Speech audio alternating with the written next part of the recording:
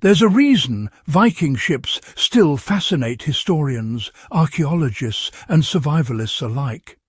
They weren't just built to sail, they were built to endure.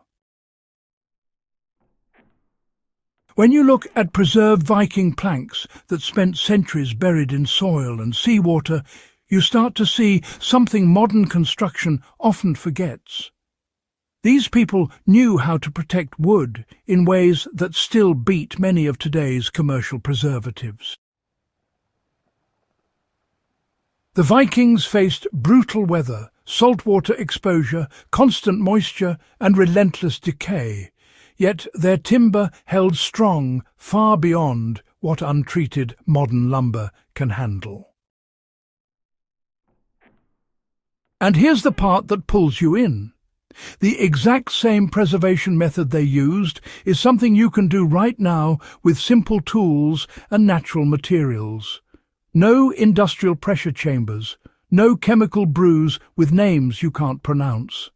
Just fire, resin, and the kind of practical knowledge that made their engineering legendary. This first minute of our dive is important because it sets the stage for what makes this method so overlooked. Modern wood treatments prioritize mass production and convenience, but the Vikings weren't constrained by that. They had the time, the patience, and the understanding of how nature protects itself. When you realize that you can replicate their results, often in a single afternoon, it becomes clear why so many off-grid builders and homestead carpenters are rediscovering this ancient technique. And once you understand the science behind it, you'll start to see why structures built with this approach can survive generations. So let's get into what the Vikings actually did, how it worked, and how you can apply it today with the same strength and longevity they achieved. The method begins with controlled charring that transforms the wood's outer fibres.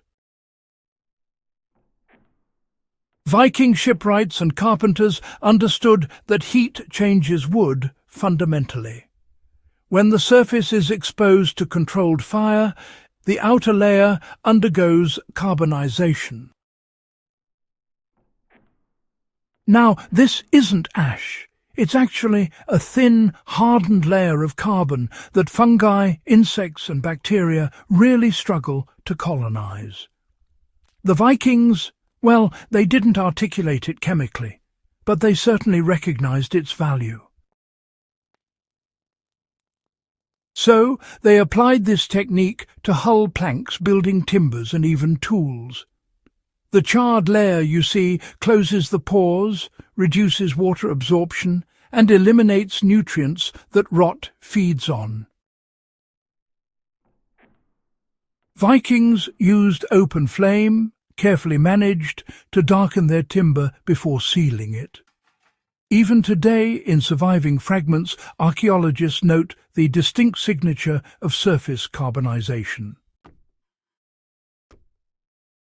Interestingly, this same principle appears in other ancient traditions, such as Japanese yakisugi, but the Vikings paired it with something that made their method uniquely powerful. The charred surface was then saturated with heated pine tar, creating a deep, lasting seal. This is where Viking preservation moves beyond simple fire treatment. Pine tar was abundant across Scandinavia because conifer forests supplied resinous wood in virtually endless supply. Through slow-burning tar kilns, they extracted thick, dark tar rich in natural preservatives. When applied hot to freshly charred wood, the tar penetrated deeply, filling the microscopic cracks created by heat. As the wood cooled, the tar hardened inside, creating a dense, waterproof barrier. Vikings coated ships, beams, arrows, shields, barn walls, and even roofing planks in this tar.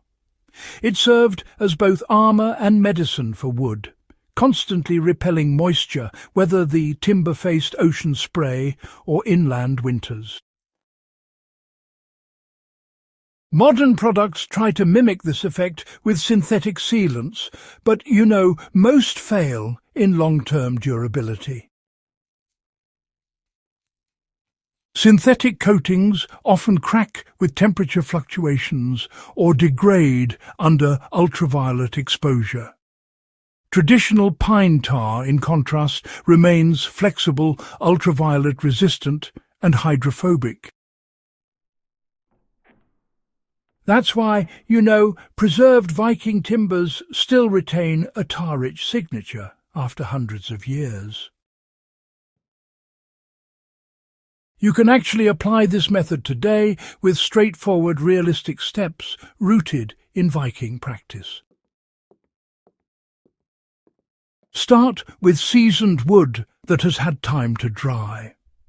Using a propane torch, just gently char the surface.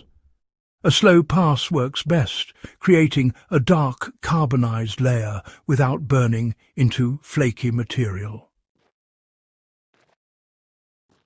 After the wood cools slightly, brush away loose soot while keeping the carbon layer intact. This becomes your base. Next, heat genuine pine tar in a metal pot until it becomes fluid. You don't need anything fancy.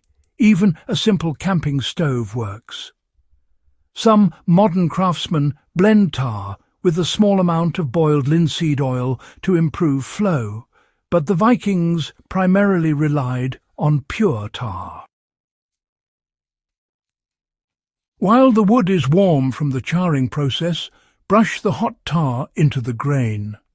You'll see it absorb quickly at first, then gradually form a glossy surface as the wood reaches saturation. If you're treating posts, it's important to apply extra tar to the section that will meet the soil. Then let the wood cure in sunlight or, near a warm space until the tackiness disappears. A practical application of this today is for outdoor posts or tool handles. For example, if you're constructing a perimeter fence, you would char the lower half of each post, apply hot tar, and then let it cure fully.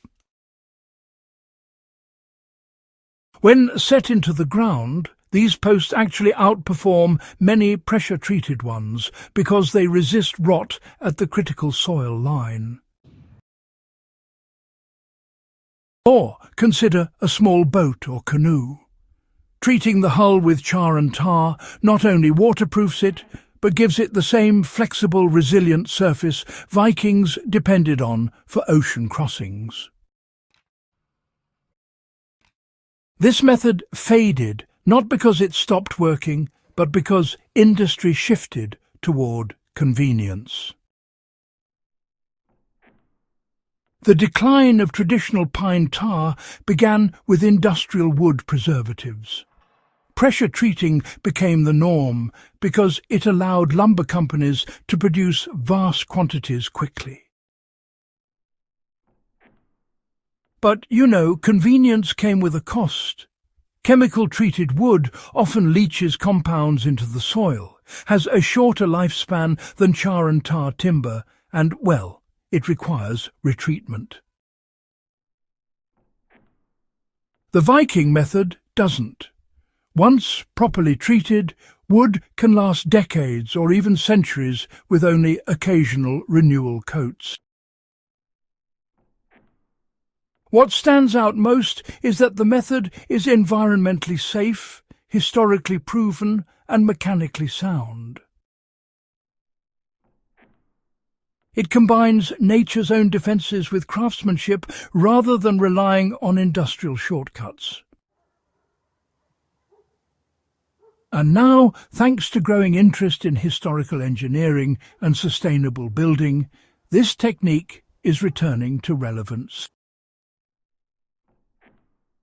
If you enjoyed exploring this Viking preservation method and want more deep dives into forgotten engineering and ancient practicality, remember to subscribe to Thermal Vault and share this video with fellow enthusiasts. Keeping this knowledge alive starts with conversations like this one.